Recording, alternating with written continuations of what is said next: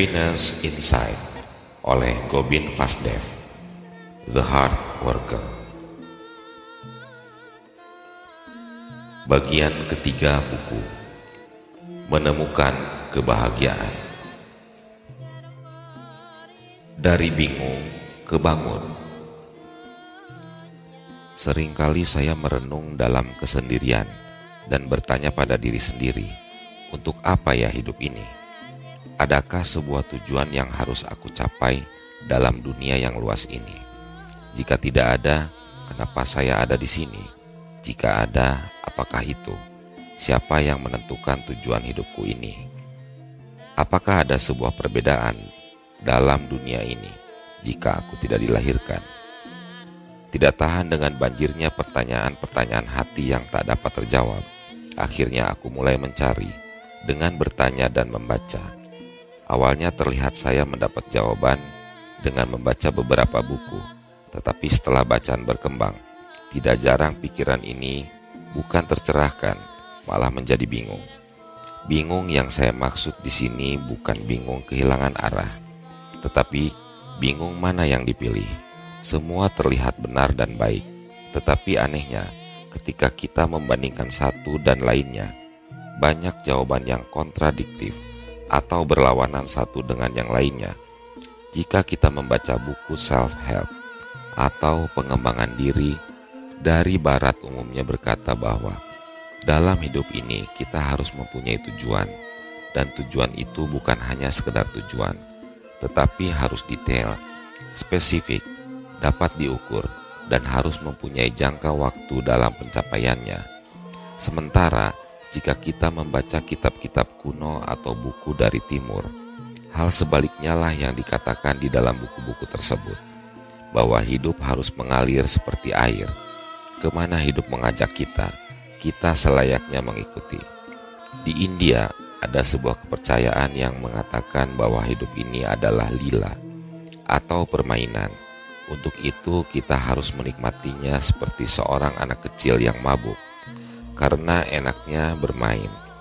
Kedua sisi yang jika dilihat sekilas ini sangatlah berseberangan, tetapi mereka mempunyai argumen-argumen kuat yang mendukung kebenarannya masing-masing. Para sahabat yang pro dengan hidup yang harus mempunyai tujuan menganggap bahwa untuk apa hidup jika tidak ada yang dituju? Bukankah kepuasan akan bersama kita ketika kita mendapatkan atau melampaui pencapaian dari keinginan kita? Sementara di sisi sahabat yang lain juga mempunyai pandangan yang berbeda, bahwa bagaimana kita dapat menikmati hidup jika pikiran kita selalu tertuju pada masa depan dan bukan pada saat ini. Bukankah kebahagiaan hanya didapat saat kita hidup pada masa kini?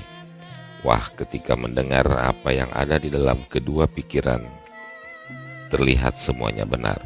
Sementara kerangka pikiran saya yang terbiasa melihat bahwa kebenaran itu hanya ada di satu sisi, ini sulit jika diminta untuk memilih atau menentukan mana yang paling benar. Ketika membanding-bandingkan dan mencoba memahami sudut pandang satu dan lainnya, tiba-tiba sebuah perbandingan baru yang membingungkan muncul lagi dalam pikiran ini. Yang sebelumnya mungkin dua hal ini sudah saya ketahui, tetapi tidak pernah terpikir untuk dibandingkan, dan itu adalah tentang dua kelompok manusia dalam usahanya mendapatkan apa yang dia inginkan. Yang satu selalu berdoa kepada Tuhan untuk diberikan apa yang dia inginkan, bukan hanya materi, tetapi kesehatan, keselamatan, dan juga lainnya. Kelompok ini beranggapan bahwa kita manusia yang penuh dengan keterbatasan layaknya seperti anak kecil yang meminta bantuan kepada orang tuanya. Seperti analogi itulah, kita juga harus meminta kepada pencipta kita. Sementara kelompok yang kedua berbeda sama sekali. Kelompok ini beranggapan bahwa sebelum kita meminta, pencipta kita yang maha tahu itu telah mengerti apa yang kita pikirkan. Jadi, mengapa harus meminta sesuatu? Bukankah dia mengetahui apa yang terbaik untuk kita? Mengapa kita harus menasehatinya untuk melakukan ini atau jangan lakukan itu? Pandangan mata kita hanya melihat apa yang terjadi kini, tetapi yang Maha Esa melihat melampaui siapapun. Untuk itu biarkanlah dia melakukan yang terbaik dan tugas kita adalah menyongsong apapun yang diberikan kepada kita. Lagi-lagi keduanya terlihat saling bertolak belakang, tetapi juga terlihat sama-sama betul, kan? Kebingungan ini awalnya menyita benak saya. Ini membuat saya terus berpikir dan mencari jawaban sebenarnya. Apa esensi hidup ini? Apa tujuan dari hidup ini? Mengapa keduanya bertolak belakang? Mana yang paling benar? Dan mungkinkah kita menggabungkan keduanya yang terlihat ada di ujung yang saling berlawanan ini? Sampai suatu hari saya memberanikan diri untuk bertanya pada seorang guru spiritual. Baru saja saya bertanya, dalam pikiran ini banyak hal yang berlalu lalang tentang tujuan hidup yang saya menjadi bingung. Tiba-tiba guru itu menyahut, "Selamat, itu suatu pertanda yang bagus." Terus terang, saya kaget mendapat jawaban seperti itu. Apabila pertanyaan yang saya tanyakan belum selesai saya utarakan semuanya. Dalam kebingungan saya yang baru saja bertambah lagi akibat jawaban yang aneh ini, guru itu meneruskan, "Bingung seperti ini berarti Anda akan mencapai suatu tingkat pemahaman yang baru. Ini bagaikan Anda sedang melangkah ke anak tangga yang lebih tinggi, tetapi Anda belum sampai ke anak tangga tersebut. Bingung ini adalah bingung yang positif, yang akan membuat Anda penasaran dan mengantarkan Anda untuk mencari jawaban. Dan bingung seperti ini juga memaksa Anda untuk melihat hidup dari sudut pandang yang berbeda atau lebih tinggi." Setelah mengambil napas, guru itu mengakhiri jawabannya sambil tersenyum dengan kalimat, "Jangan khawatir, tidak ada yang benar dan salah di dunia ini. Teruskanlah." Lah, kok saya disuruh untuk terus bingung? Bagaimana ini? Setelah lama hidup dalam keadaan bingung ini, tiba-tiba menyadari kata guru tadi, bahwa ketika kita bingung, itu karena kita telah bertanya dan belum mendapat jawaban. Kita berada di antaranya. Mungkin ini mirip seperti anak kecil yang bertanya dari mana dirinya berasal. Rasa penasaran ini walaupun tidak tampak, tetapi terus bergejolak dalam bawah sadar si anak itu hingga jawaban yang dicari ditemukan. Ketika kebingungan ini diikuti dengan semangat untuk belajar dan mencari, akan terbangunlah suatu pandangan yang baru ketika kita mulai lepas dari pandangan mana yang harus dipilih.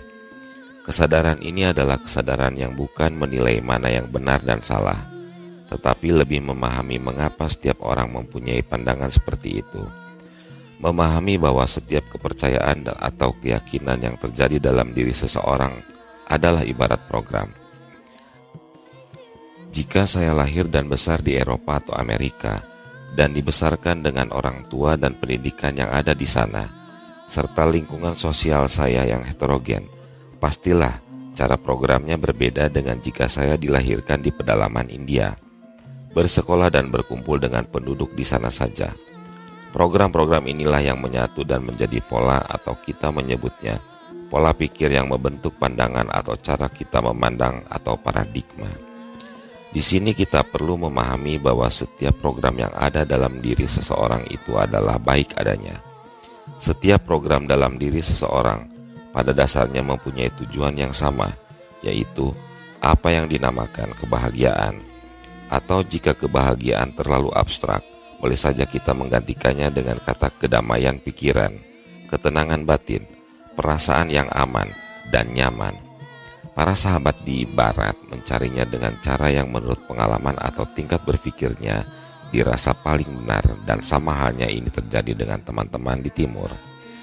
Ketika seseorang mencapai ketinggian kesadaran tertentu, ini seperti orang tersebut sedang bangun dan terbang dari sebuah labirin. Sebelumnya dia berkutat di dalamnya dan hanya dapat melihat tembok-tembok yang terkadang buntu atau sebuah celah bercabang. Ketika kesadaran tumbuh, maka tidak hanya kita dapat melihat dengan jelas sebuah gambaran atau peta dengan tujuan kemana kita harus melangkah, tetapi juga menyadari mengapa orang-orang yang ada di labirin itu terus kebingungan mencari jalan keluar. Dalam kehidupan sehari-hari, pastinya tidak jarang kita menemukan seseorang yang mempunyai pandangan yang berbeda atau bahkan berlawanan dengan apa yang kita yakini atau percayai. Anda punya dua pilihan. Yang pertama, Anda dapat mendebatnya, memberikan argumen yang kuat agar Anda menang. Dan yang kedua, Anda dapat berdiam. dengan kesadaran penuh mendengarkan apa yang dibicarakan tanpa berkata apa-apa selain mengangguk-angguk. Anda menyadari penuh jika apa yang dibicarakan adalah sebuah pola pikir yang dihasilkan dari proses masa lalu ketika dia tumbuh. Pada pilihan pertama ada kemungkinan Anda menang dan merasa sudah mengubah pola pikir orang tersebut. Padahal kenyataannya, orang tersebut bahkan bertahan pada keyakinannya atau Anda kalah, tidak dapat meladeni argumen orang tersebut. Tetapi Anda tidak mengakui, dalam hati Anda bersikeras Anda benar. Dan pada pilihan kedua, orang tersebut merasa senang karena dirasa Anda memahami dan menghargai pendapatnya. Dan kemungkinan dia akan terbuka terhadap Anda jauh lebih besar, atau dia merasa bingung karena Anda hanya berdiam saja. Jika yang terakhir ini yang terjadi, ingatlah kata guru spiritual di atas, selamat, itu pertanda yang bagus. Teruskanlah, biarkan dia bingung karena sebentar lagi dia akan bangun.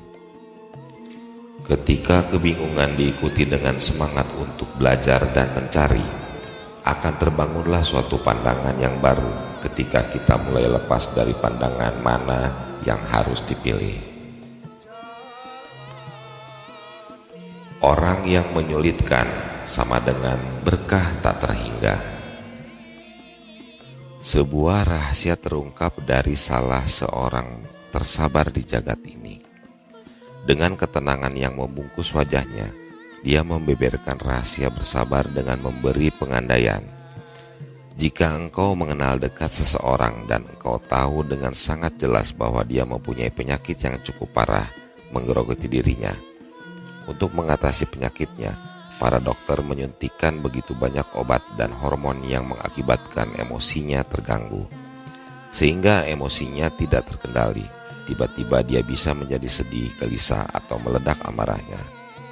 Setelah menarik nafas, dia melanjutkan dengan sebuah pertanyaan, apakah engkau akan kesal ketika tiba-tiba dia marah kepadamu? Semua yang hadir menjawab tidak. Kenapa? Karena kita benar-benar memahami kondisi yang dialami orang tersebut, bahkan lebih dari sekedar kasihan, melainkan empati. Pengertian dan pemahaman inilah salah satu kunci rahasia menghadapi orang-orang yang kita beri cap orang yang menyulitkan. Orang yang menyulitkan sebenarnya bukanlah orang yang membuat kita sulit. Ada sesuatu dan banyak yang dapat kita raih karena kehadirannya. Mari lihat apa yang kita dapatkan. Tetapi sebelumnya ada baiknya kita mengubah pemaknaan kita pada orang yang menyulitkan, dari orang yang menyulitkan menjadi orang yang sulit dimengerti. Ketika pemaknaan diubah menjadi orang yang sulit dimengerti, kita tidak lagi menyalahkan mereka, tetapi kita merasa perlu untuk menambah pengertian dalam diri sendiri, sehingga kita dapat memahami mereka. Kebanyakan dari kita tidak mengetahui latar belakang kehidupan orang-orang ini. Jarang seseorang masuk dan bertanya tentang masa lalu orang-orang ini. Atau mungkin juga karena mereka enggan membuka diri terhadap problem di masa lalunya. Apapun yang dilakukan seseorang saat ini, besar kecilnya pasti ada pengaruh dari pengalaman masa lampaunya. Mereka bertindak atau punya kebiasaan seperti saat ini, pastilah ada sebab di baliknya. Penyebab inilah yang sebaiknya kita sadari, walaupun tidaklah penting mengetahui masa lalu yang menyebabkan seseorang bertindak seperti sekarang ini. Tanpa kesadaran ini, kita akan masuk dalam kondisi yang reaktif, ketika tindakan kita hanyalah sebuah spontanitas dan mekanisme menyerang atau menjauh atau fight or flight, yang telah ada di dalam bagian primitif pikiran bawah sadar kita. Menyadari hal ini juga membuat kita memberi ruang antara orang tersebut dengan perilakunya. Sebelumnya kita mengasosiasikan dengan erat bahwa yang menyulitkan itu adalah orangnya. Tetapi sekarang kita mengasosiasikan bahwa yang menyulitkan adalah perilakunya. Mirip seperti sebuah kalimat pencerahan yang saya terima dari seorang sahabat melalui SMS beberapa tahun lalu yang berbunyi, "Define the problem as a person and you are in trouble. Define the problem as a difficult behavior, you can do something about it." Selain itu, untuk meningkatkan pengertian dan pemahaman saya ketika berhadapan dengan orang yang susah dimengerti, biasanya saya mengulang sebuah kalimat yang kurang lebih berbunyi, Walaupun tidak nyaman bertemu orang yang menyulitkan, ini jauh lebih enak daripada menjadi orang yang menyulitkan itu. Menjadi orang yang mempunyai temperamen tinggi sangatlah tidak nyaman, bagai kerbau yang dicocok hidungnya. Orang-orang ini juga terseret tali emosi yang membawanya. Menyadari betul keadaan orang yang menyulitkan, selain membawa kita ke sebuah pemahaman lebih baik tentang bagaimana perilaku seseorang terbentuk, juga akan menjadikan jiwa kita bersyukur. Menyadari betul keadaan orang yang menyulitkan, selain membawa kita ke sebuah pemahaman lebih baik tentang bagaimana perilaku seseorang terbentuk, juga akan menjadikan jiwa kita bersyukur. Melihat dari mata yang lain. Apa yang kita lakukan ketika bayi menangis, memuntahkan makanan atau sebentar-sebentar mengompol? Apakah kita marah? Kita dapat memakluminya, bukan? Namun jika kelakuan yang sama persis terjadi pada anak dengan usia 7 tahun, sulit untuk kita memahaminya. Kita pun menjadi gusar dan jengkel dibuatnya. Jika kejadian ini terjadi berulang-ulang tanpa dapat dihentikan, kita menjadi frustasi. Ini membuktikan jika sebuah kejadian tidak pernah membuat kita marah, sedih, jengkel, atau lainnya. Yang membuat emosi kita tercungkil adalah sesuatu yang ada di dalam diri kita. Pada seorang bayi kita tidak meletakkan syarat apapun. Kita mencintainya dengan setulus hati kita. Dalam arti, apapun yang dilakukan bayi, kita dapat mencintainya. Adanya syarat yang kita buat atau dari standar pandangan umum yang kita terima, inilah yang membuat emosi kita terayun. Orang yang menyulitkan hadir dalam keseharian agar kita belajar mencintai tanpa syarat. Mirip seperti orang tua yang mencintai bayinya. Selain melihat dengan mata penuh cinta, kita diminta juga untuk melihat dari mata seorang guru. Seperti guru-guru di kelas waktu kita menggali ilmu di sekolah dasar. Sewaktu baru masuk SD, tambah-tambahan menulis dan mengeja ABC, serta hal lain yang kita lakukan pastinya jauh dari kemampuan kita sekarang. Namun guru mengerti, memahami, dan juga mencintai kita. Dengan sabar guru-guru kita membimbing karena mereka tahu bahwa bukannya anak muridnya tidak bisa, tetapi mereka masih dalam proses bertumbuh. Mata lain yang sangat ampuh untuk digunakan adalah mata yang berlawanan dengan mata yang kita sebutkan tadi. Jika tadi kita memposisikan menjadi guru, sekarang kita berposisi sebagai murid dan orang yang kita anggap menyebalkan itu adalah guru kita. Dengan mata ini, kita akan melihat bahwa mereka muncul untuk mengajarkan kita bersabar. Orang yang cerewet dan mulutnya tajam hadir untuk memberitahu cara mendengar dan berkata-kata yang baik. Anehnya, kita tidak pernah menyampaikan terima kasih pada mereka, padahal mereka mau berkorban demi kita. Mereka mau menanggung dosa dari perbuatan yang dilakukan untuk membuat kita menjadi orang yang lebih baik. Bukankah ini sesuatu yang luar biasa? Apa yang kita tidak suka di orang lain ada dalam diri kita. Mungkin akan banyak yang tidak sependapat dengan tulisan di bawah ini, tetapi tetaplah membaca dengan pikiran terbuka. Banyak guru spiritual yang saya ketahui menyembunyikan sebuah pernyataan yang serupa, bahwa tidak ada realitas di luar, semua ada di dalam. Jadi, apapun yang ada di luar sana adalah sebuah cerminan yang ada di dalam ini. Dengan kata lain, jika kita menemukan ketidaksukaan akan sesuatu pada orang lain, maka sebenarnya sesuatu itu ada di dalam diri kita. Kita tidak melihat perangai, tabiat, atau perilaku ini dalam diri kita karena keberadaannya kita sangkal. Dalam bahasa contoh, seandainya Anda benar-benar tidak suka dengan seseorang yang suka memotong pembicaraan orang lain, spontan emosi Anda langsung terbangun. Maka dapat dikatakan jika perangai itu sebenarnya juga ada di dalam diri Anda sendiri. Mungkin begitu membaca ini dengan Anda langsung menyangkalnya. Itu biasa, pikiran kita akan menentang dan mencoba mengajukan alasan-alasan untuk menyangkalnya. Jangan khawatir, itu terjadi juga pada saya. Untuk mengecek kebenarannya, saya kemudian bertanya kepada orang-orang terdekat. Saya mencoba membuat catatan tentang beberapa hal yang benar-benar tidak saya sukai. Salah satu yang membuat emosi saya mencuat adalah jika ada seseorang yang mendominasi pembicaraan dan tidak memberikan ruang untuk yang lain. Hal ini sering saya keluhkan melalui kritikan pedas yang saya sampaikan kepada para sahabat yang menemani saya pada saat saya menjumpai orang dengan perilaku seperti itu. Dan ketika saya mengharapkan sebuah jawaban yes or no yang sejujurnya atas pertanyaan, apakah kualitas tersebut ada dalam diri saya? Hampir semua sahabat menjawab dengan tak bersuara alias diam beberapa saat dan 3 kata yes you are meluncur dari bibirnya. Hasil yang sama juga terjadi pada sahabat yang berani mencoba melakukan yang saya lakukan. Anda pun dapat mencobanya. Ketakutan yang muncul pada awalnya merupakan tanda tidak siapnya Anda menerima kata ya. Namun untuk sebuah perbaikan diri, hal ini tidaklah terlalu mahal. Setelah menyadari semua ini, bertemu dengan orang-orang yang menyulitkan, yang menyakitkan hati atau sosok yang menyebalkan yang dulu kita hindari, kini telah berbalik menjadi sebuah kesempatan indah untuk menyadari sisi lain yang tersembunyi di dalam diri ini. Mereka begitu berjasa dengan merelakan dirinya menjadi cermin untuk melihat apa yang kita tidak suka dalam raga ini.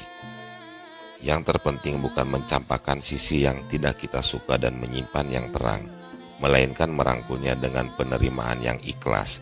Ketika ini terjadi, hidup menjelma menjadi sebuah berkah yang tak terhingga. Pelajaran dari sang kaya. Menerima permintaan untuk berbagi di depan para guru adalah suatu kehormatan bagi saya. Saya langsung mengatakan ya, setelah melihat jadwal yang tidak berbenturan, karena di lokasi tersebut tidak ada penerbangan langsung. Rencananya saya akan dijemput di bandara, dan kemudian dengan panitia penjemputan, kami menempuh kurang lebih jarak 3 jam perjalanan darat. Dalam perjalanan menuju bandara, saya menerima telepon dari panitia yang memohon maaf karena tidak dapat menjemput saya di bandara kedatangan dan meminta saya untuk menggunakan transportasi umum. Terbiasa dengan perubahan yang sering terjadi, saya mengatakan, "Oke, no problem." Dan dalam hati saya berbicara, pasti ada sesuatu yang dapat saya pelajari dalam perjalanan dengan bus umum nantinya. Singkat cerita, saya sudah dalam perjalanan di bus dan hampir mendekati kota tempat saya diundang. Namun ternyata saya salah. Tidak ada hal baru yang dapat saya pelajari dalam perjalanan itu. Semuanya biasa-biasa saja. Kemudian saya menelepon panitia dan menanyakan di mana saya harus turun. Mereka menyebut sebuah nama yang saya lupa tanyakan tempat apakah itu. Saya tidak punya gambaran apakah itu adalah rumah, terminal, atau halte. Saya benar-benar tidak tahu. Tetapi ya sudahlah. Saya pikir saya akan tahu sendiri. Dan untuk apa saya bingung? Toh mereka akan berada di sana sebelum saya tiba. Yang penting, saya sudah meminta pengemudi bus untuk menurunkan saya di tempat yang disebut oleh panitia. Tidak lama kemudian saya tiba. Salah lagi saya. Setelah saya turun dari bus, tidak ada seorang pun yang menjemput saya. Oh, pelajaran hari ini adalah bersabar, kata salah satu bagian dari dalam diri saya. Tempat saya turun adalah sebuah jembatan penyeberangan. Waktu menunjukkan pukul 12 siang dengan koper geret yang bongsor yang berdiri di pinggir jalan raya yang ramai dengan ditemani asap, debu, serta klakson yang menyapa setiap beberapa detik. Bagian lain dalam diri saya mulai berontak dan berkata, tidak seharusnya saya diperlakukan seperti ini. Namun yang lain berkata, memang tidak mudah untuk bersabar, tetapi itu yang terbaik yang dapat kamu lakukan saat ini. Saya menelepon lagi dan dikatakan bahwa yang menjemput sedang dalam perjalanan. 5 menit berlalu, saya masih sendiri menoleh kanan dan kiri. Tidak jelas dari mana jemputan akan datang. Setelah 10 menit saya masih di sana dan merasakan benar teori Einstein yang mengatakan bahwa waktu itu relatif. Sambil menguatkan diri untuk bersabar, saya mengulang mantra yang berbunyi, selain kesabaran, apa yang dapat kamu pelajari dari kejadian ini? Tiba-tiba pandangan saya menempel pada seorang bapak tua yang berjalan mendekati saya dengan membawa sebuah karung kumal. Sekumal baju dan rambutnya, mungkin dalam pandangan umum bapak ini seharusnya menjadi penghuni tetap rumah sakit jiwa. Saya tetap mengamati apa yang dilakukannya. Dia duduk di belakang saya yang dibatasi oleh selokan kering yang cukup dalam. Tak lama kemudian dia mengeluarkan suatu buntalan dari karung tersebut dan membukanya. Isinya adalah nasi yang cukup untuk dimakan 5 orang, yang mungkin dia dapat dari tempat sampah di sebuah hotel atau rumah makan. Sampai di sini semua terlihat biasa-biasa saja. Sampai sesuatu membuat saya terkejut. Bapak itu meninggalkan nasi dan karung itu sambil mencari sesuatu di sekitarnya. Mata saya mengikuti kemana dia pergi. Akhirnya dia menemukan apa yang dia cari, yaitu selembar kertas dan sebuah tas kresek dari selokan. Tanpa keluar dari selokan itu, dia menjangkau nasi dan mengambil sebagian nasi dan meletakkannya pada pinggiran selokan yang sebelumnya sudah dialasi tas kresek dan kertas yang telah dibersihkan. Dia sempat merapikan beberapa kali sebelum kembali ke posisi semula dan membuntal nasi sisanya, memasukkan ke dalam karung kembali dan meninggalkan tempat itu. Berbarengan dengan menghilangnya bapak tua itu, jemputan saya datang. Kekesalan dan kemarahan yang sudah menumpuk tak berbekas lagi. Sepanjang jalan saya hanya memikirkan tentang bapak tua yang telah menjelma menjadi guru kehidupan dalam diri saya. Apapun pendapat orang tentang kewarasan bapak tua itu tidaklah berarti dibandingkan pelajaran mengagumkan yang dipresentasikan oleh alam untuk diri ini. Secara materi, apa yang dimiliki bapak tua itu bukanlah apa-apa dibandingkan kebanyakan pembaca buku ini. Tetapi secara mental, kemampuan untuk membagikan sebagian besar dari yang sedikit itu merupakan hal yang langka di zaman ini.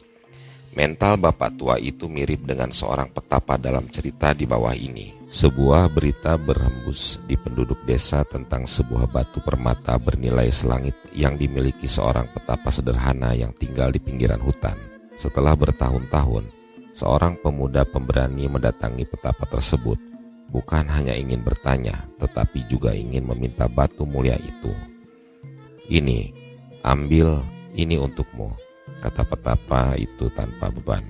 Pemuda itu kegirangan dan pergi setelah mengucap terima kasih. Malam datang, tetapi pemuda yang beruntung ini tidak dapat tidur. Pikirannya tidak bisa diam. Tanpa mampu menunggu matahari terbit, pemuda ini pergi kembali ke tempat petapa itu dengan batu di tangan dan kesesakan di pikirannya.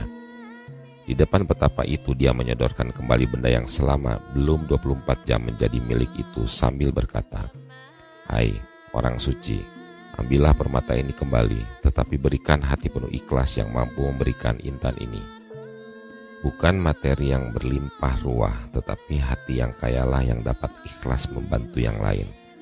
Pernyataan bahwa kita hanya dapat membantu orang lain jika kita sudah mampu sering diartikan sempit, yaitu mampu secara finansial. Jika kita mampu berpikir secara cemerlang dan menghasilkan ide yang brilian, ini juga sumber daya yang dapat kita sumbangkan. Tenaga dan waktu yang kita punya adalah salah satu alternatif lainnya.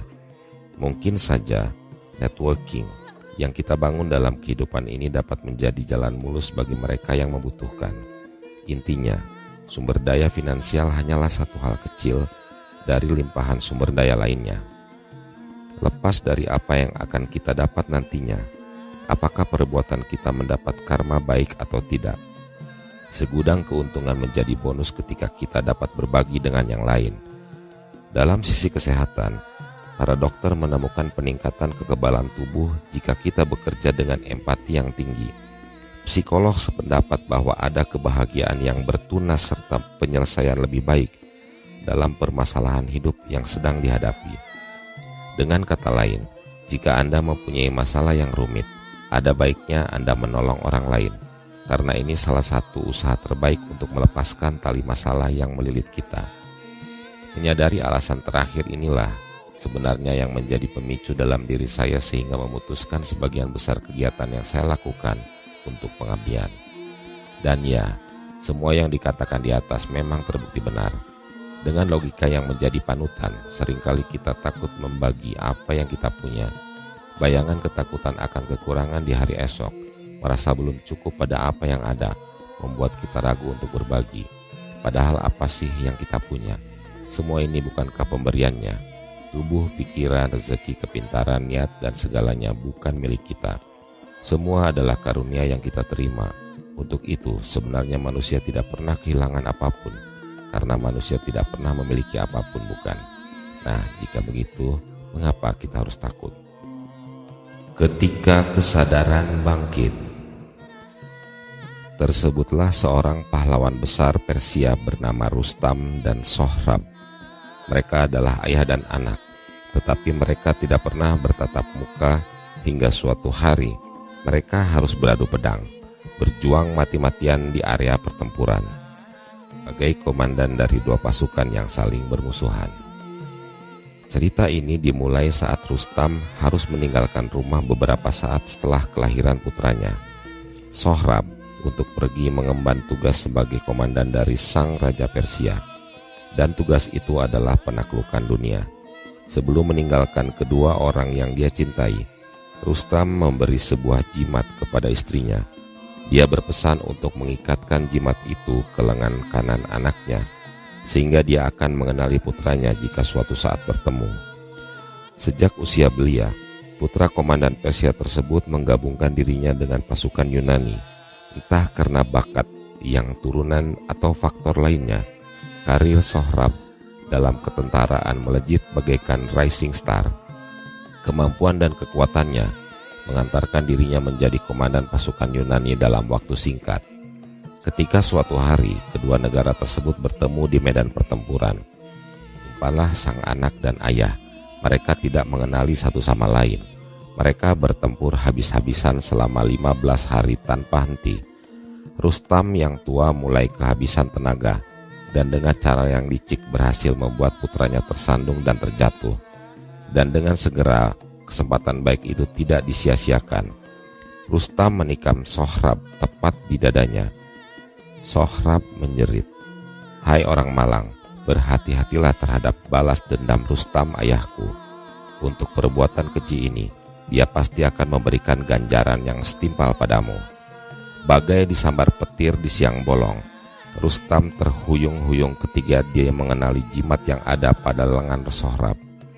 Tubuh Rustam menggigil seakan bisu. Dia mendekap Sohrab dan mencium dahinya.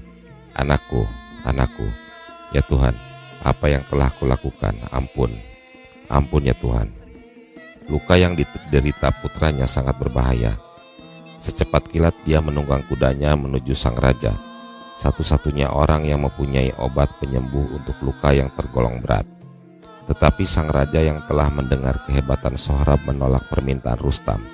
Bagaikan pengemis, Rustam mengibah, menjatuhkan diri ke kaki sang raja, sambil meyakinkan raja jika kelak anaknya sembuh, anaknya akan menggantikan dirinya dan lebih berhasil dalam misi penaklukan dunia. Sang raja tetap bergeming. Sementara itu, Sohrab telah meninggal sebelum ayahnya kembali. Sewaktu Rustam melihat jenazah anaknya, dia jatuh pingsan dan kehilangan ingatan. Sebuah cerita yang mengharukan, bukan? Sebelumnya, mereka menganggap satu sama lainnya musuh. Tetapi setelah mengetahui bahwa yang dibunuh adalah anaknya, Rustam meratap dengan cucuran air mata. Jika kita melihat lebih dalam lagi, kejadian secara fisik tidak ada yang berubah. Orangnya sama, situasinya sama, semuanya sama. Sebelum perasaan aku dan milikku ada dalam hati, Rustam tidak berbelas kasih. Namun ketika menyadari bahwa itu adalah anaknya, bagian darinya semuanya sekejap berubah. Dalam kehidupan sehari-hari, dalam skala berbeda, saya percaya kejadian yang hampir sama dengan cerita di atas sering terjadi di sekitar kita. Banyak orang menyebut ini sebagai ego, suatu kesadaran yang mementingkan diri sendiri. Dalam cerita Rustam dan Sohrab misalnya, sebelumnya Rustam mementingkan diri sendiri. Dia berjuang hanya untuk diri sendiri. Apa yang dilihat dalam sosok Sohrab adalah di luar dari dirinya. Begitu kesadaran ini meluas dan Rustam menyadari bahwa dirinya dan Sohrab adalah satu kesatuan, dia langsung mencintai Sohrab. Jika kemudian Rustam menaikkan kesadaran bahwa pada level yang lebih luas, Rustam juga akan melihat bahwa pasukan Sohrab adalah satu kesatuan dirinya pula. Jika ini diteruskan, maka ini terus berkembang menjadi kesadaran bahwa seluruh dunia adalah bagian dari dirinya. Semua yang ada di dalam semesta ini diciptakan oleh tangan yang sama. Dengan bangkitnya kesadaran ini, Apakah ada orang yang lain? Ketika ego mati, apakah ada musuh? Mungkin kesadaran inilah yang telah dicapai John Lennon sehingga dirinya menulis lagu Imagine yang mendunia ini. Atau Bunda Teresa ketika berkata, "If we have no peace, it is because we have forgotten that we belong to each other." Kesadaran dan ego bagaikan permainan jungkat-jungkit. Ketika ego naik, kesadaran ini menurun. Begitu pula sebaliknya. Mahatma Gandhi menulis tentang ego dan kesadaran ini dengan indah sekali. When the ego dies, the soul awakes. Jiwa yang sadar dan bangkit melihat semua orang bersaudara. Tidak ada musuh. Semua adalah satu bagian di dirinya. Seperti apa yang dikatakan Yesus, "Kasihilah musuhmu seperti kau mengasihi dirimu sendiri." Yesus tidak melihat musuh. Mereka karena setiap orang diciptakan dari tangan yang sama. Bahkan ketika dirinya disalib, Yesus tidak melihat orang yang menyalibnya sebagai musuh atau orang yang jahat. Dia melihatnya sebagai orang yang belum tahu tentang apa yang diperbuatnya. Sama seperti yang terjadi dengan Mahatma Gandhi, dia meminta dunia untuk memaafkan sekaligus membebaskan orang yang menembaknya. Orang-orang dengan kesadaran tinggi atau yang telah tercerahkan tidak melihat kesalahan orang lain. Mereka melihat bahwa setiap orang dalam proses bertumbuh kesadarannya. Krishna dalam Medan Kurukshetra berkata, "Setiap orang dalam proses menuju ke saya, tetapi dengan kecepatan yang berbeda." Individu yang telah mencapai level kesadaran istimewa ini sudah melepaskan logika. Mereka sudah terbang tinggi melalui sayap kesadarannya, melampaui alam pikiran. Mereka melihat kebersatuan dalam setiap makhluk, bahkan setiap benda di sekitarnya. Sadar sepenuhnya bahwa yang menciptakan dirinya dan semua adalah pencipta yang sama. Dengan analogi yang lain, orang-orang istimewa ini melihat seluruh alam semesta bagaikan sebuah tubuh. Dirinya adalah bagian dari tubuh itu. Masing-masing organ mempunyai fungsi atau peran yang berbeda, tetapi saling mendukung dan melengkapi. Ketika sebuah bagian tubuh Anda gatal dan tangan Anda mulai menggaruknya, beberapa lama kemudian garukan tangan Anda membuat luka pada bagian tubuh tersebut. Apakah Anda marah pada tangan Anda? Apapun yang terjadi, manusia-manusia yang tercerahkan melihat segala sesuatunya baik adanya. Dalam tingkat kesadaran seperti itu, hanya ada satu hal yang terucap, terlihat, terdengar, dan terasa, yaitu indah. Khalil Gibran menulisnya dengan, "Ketika kamu mencapai inti kehidupan, kamu akan menemukan keindahan dalam semua hal, bahkan di mata yang tidak melihat keindahan itu." Saya percaya apa yang terjadi di luar kita adalah refleksi dari dunia yang ada di dalam diri kita. Seperti lensa pada kacamata yang kita gunakan. Jika berwarna biru, maka semua yang terlihat berwarna biru. Ketika jiwa bangkit, kotoran yang menempel di lensa terhapus. Semua terlihat indah dari sana. Tidak ada keluhan yang terucap. Dengan kesadaran ini, apa yang terjadi merupakan yang terbaik. Tidak mudah bagi saya untuk bercerita dalam tulisan ini tentang bagaimana kesadaran dapat muncul. Setiap orang punya cara dan jalan yang berlainan. Hanya melalui kesadaranlah, kesadaran yang lebih tinggi dapat dicapai. Saya meyakini setiap orang bisa sampai pada kesadaran istimewa selama punya hasrat yang besar dan mau mencari seperti ikan kecil di bawah ini. Seekor ikan kecil yang berenang berputar-putar di dalam laut terlihat gelisah. Setiap hari dia mendengar dari makhluk laut lainnya, laut, tetapi tidak pernah melihat di mana laut itu berada. Tidak tahan dengan rasa penasarannya, ikan kecil itu bertanya di mana laut itu kepada ikan lain yang lebih besar. Mendapat jawaban, "Ya, inilah laut itu." Dia tidak puas. Dia bertanya lagi kepada binatang laut lainnya dan mendapat jawaban yang kurang lebih sama. Akhirnya ikan kecil ini memberanikan diri bertanya pada penguasa laut, yaitu ikan hiu. Dan ikan hiu itu menjawab, "Hai makhluk kecil, jika dirimu ingin mengetahui di mana laut itu berada, caranya gampang. Apa yang kamu perlu lakukan adalah gunakan seluruh tenagamu untuk berenang secepat mungkin ke atas dan tidak menyerah. Saya berani bertaruh, jika kamu melakukan itu, kamu akan mengetahui di mana laut itu." Mendengar jawaban yang tidak lazim, tetapi meyakinkan itu, tanpa pikir panjang ikan kecil tersebut melenggak-lenggokkan tubuh dan seekornya secepat mungkin. Ketika ikan kecil merasa lelah, Kata-kata ikan hiu itu membuatnya bersemangat lagi. Ikan ini kemudian melihat cahaya yang terang di atas dan semakin terang. Pikirnya, mungkin cahaya itulah yang disebut laut. Dia terus memaksa tubuhnya naik ke atas dan tiba-tiba pada suatu titik ikan kecil itu merasakan sensasi yang tidak biasa di tubuhnya. Tubuhnya terasa kering dan dia tidak bisa naik lagi ke atas lagi dan jatuh ke bawah. Namun sebelum jatuh, dalam sepersekian detik ikan ini melihat sebuah pemandangan berwarna biru yang tak terbatas. Ya, ikan itu keluar dari laut dan kembali lagi. Untuk pertama kalinya dia menyadari apa dan di mana laut itu. Pengalaman sepersekian detik itu mencerahkan ikan kecil tersebut. Ketika jiwa bangkit, kotoran yang menempel di lensa terhapus dan semua terlihat indah dari sana. Kunci kebahagiaan. Beberapa hari lalu sewaktu menonton Oprah Winfrey, ada sebuah kalimat yang menggugah saya, sampai-sampai sulit bagi saya menahan rasa untuk berbagi dengan sahabat-sahabat pembaca. Kalimat tersebut dilontarkan oleh Michael Beckwith, seorang narasumber dari film yang sekarang jadi perhatian dunia, The Secret. Sebuah film tentang hukum ketertarikan atau Law of Attraction. Di sana Michael berkata, tidak ada yang bertambah di dirimu hingga kamu bersyukur. Jika kita perhatikan apa yang dikatakan Michael, mempunyai esensi yang sama dengan apa yang tertulis dalam Al-Quran. Saya percaya sahabat-sahabat muslim pasti mengetahui, sesungguhnya jika kamu bersyukur, pasti kami akan menambah nikmat kepadamu. Saya sangat percaya bahwa bersyukur adalah satu-satu hal yang membawa kebahagiaan. Tidak peduli berapa uang yang Anda punyai, tidak peduli berapa harta benda yang Anda kuasai, selama tidak ada rasa bersyukur dalam diri kita tidak mungkin berbahagia. Bahagia dalam diri hanya muncul bersamaan dengan rasa syukur. Dengan kata lain, tinggi rendahnya tingkat kebahagiaan seseorang berbanding lurus dengan tinggi rendahnya rasa syukurnya.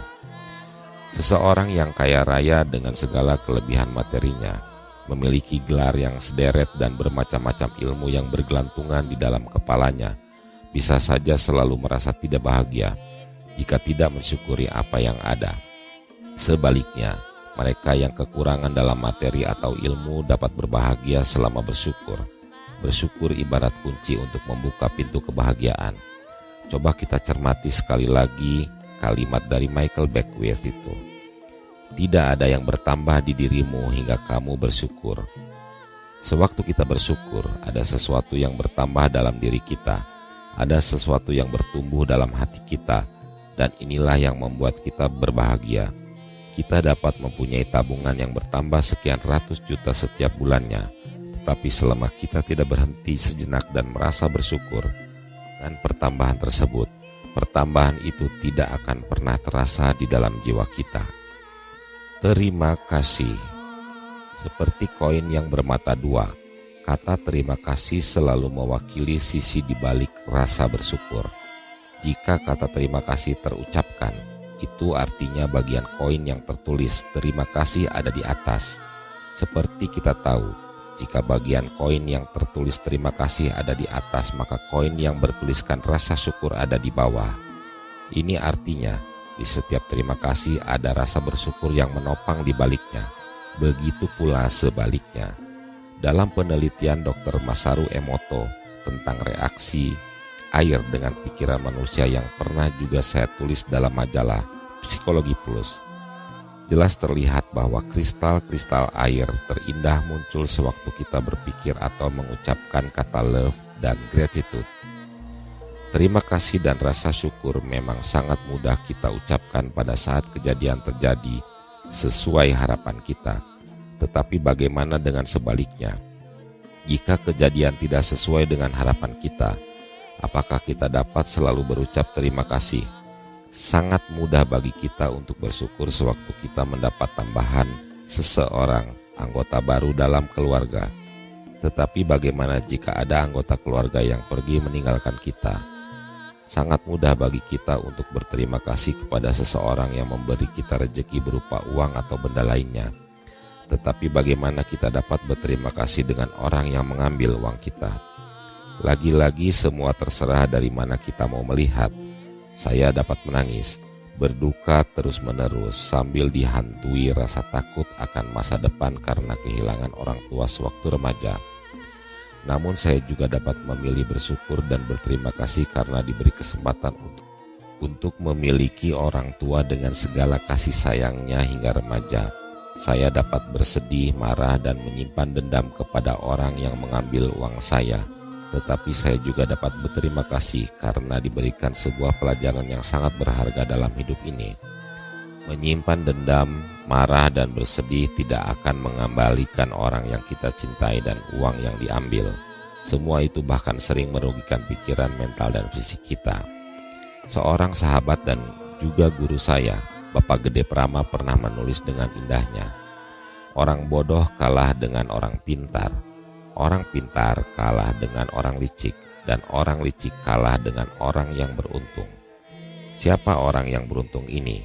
Orang yang beruntung adalah orang yang selalu merasa bersyukur dengan apa yang telah terjadi.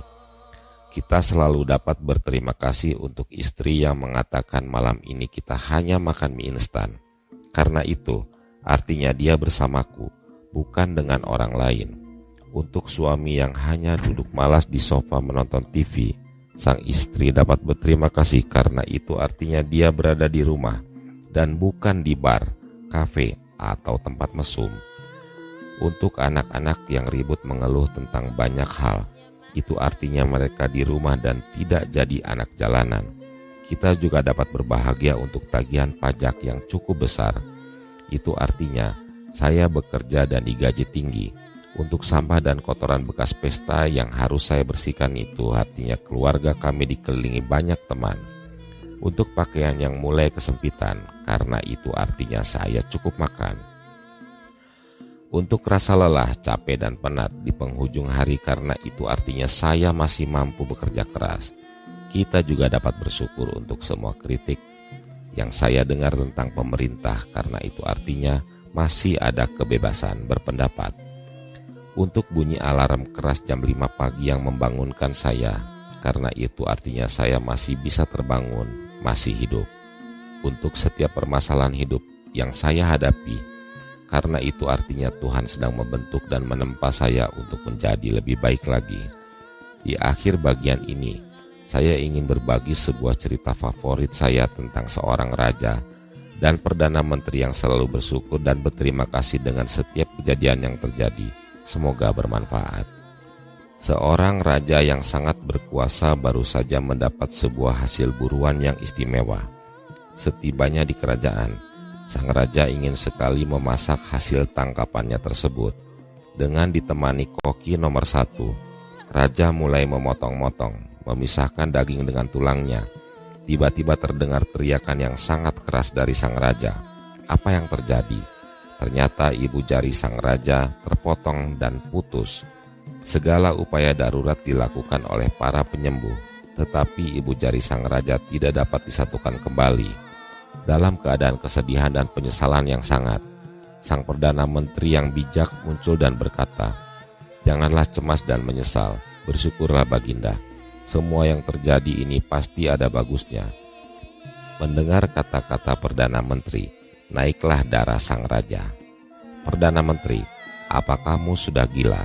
Ibu jariku putus seperti ini dan kamu masih berani berkata jika ini ada bagusnya.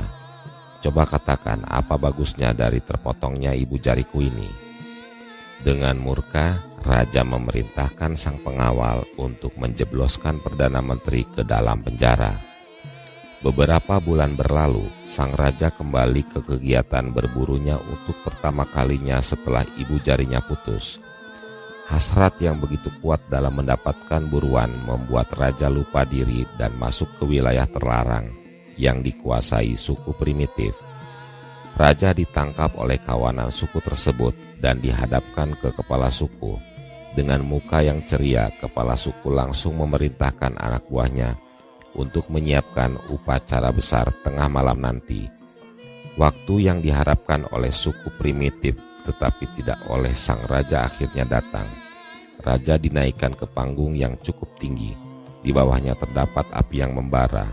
Dalam hitungan detik sebelum sang raja dilempar ke dalam api yang siap menampungnya, kepala suku tiba-tiba berteriak memecah keheningan. Stop! Kita tidak mungkin mempersembahkan manusia yang tidak sempurna ini kepada dewa kita. Rupanya kepala suku tidak melihat adanya ibu jari di tangan raja tersebut. Maka pulanglah raja itu dengan selamat. Dalam perjalanan, raja teringat kata-kata dari Perdana Menteri bahwa semua ada bagusnya. Sesampainya di istana, sang raja langsung menuju ke penjara yang mengurung Perdana Menteri selama lebih dari 3 bulan. Ternyata Anda betul, Perdana Menteri, bahwa ibu jari yang terpotong ini ada bagusnya, dan saya minta maaf karena memenjarakan dirimu. Tidak, Baginda, sahut Perdana Menteri, jangan meminta maaf kepada hamba. Hambalah yang seharusnya berterima kasih kepada Baginda karena telah memenjarakan saya. Dengan kaget bercampur tidak percaya, raja berkata, Apa kamu sudah gila, Perdana Menteri? Saya sudah memenjarakan Anda begitu saja, tetapi Anda malah berterima kasih. Apakah dikurung dalam penjara membuat pikiranmu tidak waras? Dengan tersenyum lembut, sang Perdana Menteri yang bijaksana itu menjawab, Ya, Baginda, hamba sangat bersyukur dan berterima kasih kepada Baginda. Karena jika saya tidak dipenjarakan oleh Baginda, pasti hamba akan ikut berburu dengan Baginda. Dan jika bukan Baginda yang dimasukkan ke dalam api tersebut, maka hambalah yang akan menggantikannya.